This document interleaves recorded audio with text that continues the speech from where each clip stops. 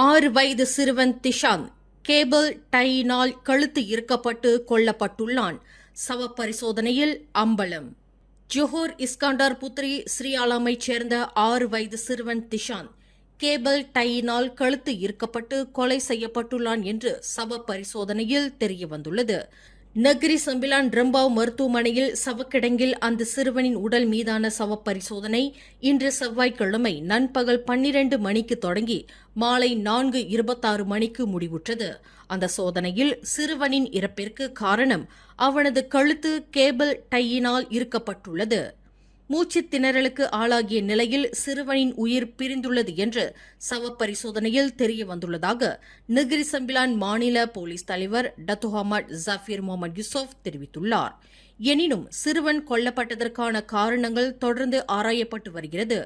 சிறுவனின் கொலை தொடர்பில் அவனது 36 வயது தந்தையை போலீசார் கைது செய்துள்ளனர்.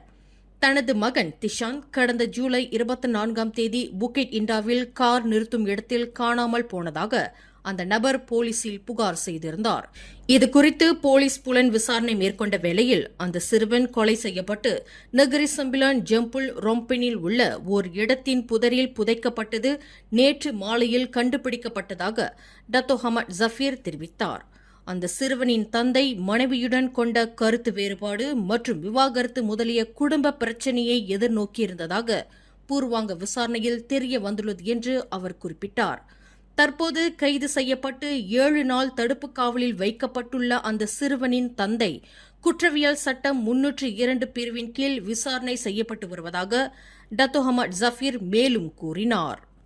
மேலும் செய்திகளை தெரிந்து கொள்ள கீழே இருக்கும் பெல் பட்டனை அழுத்துங்கள். உங்கள் மகிழ்ச்சியை வெளிப்படுத்த லைக் மற்றும் ஷேர் செய்யுங்கள். தொடர்ந்து திசைகளோடு இணைந்திருக்க சப்ஸ்கிரைப் செய்யுங்கள்.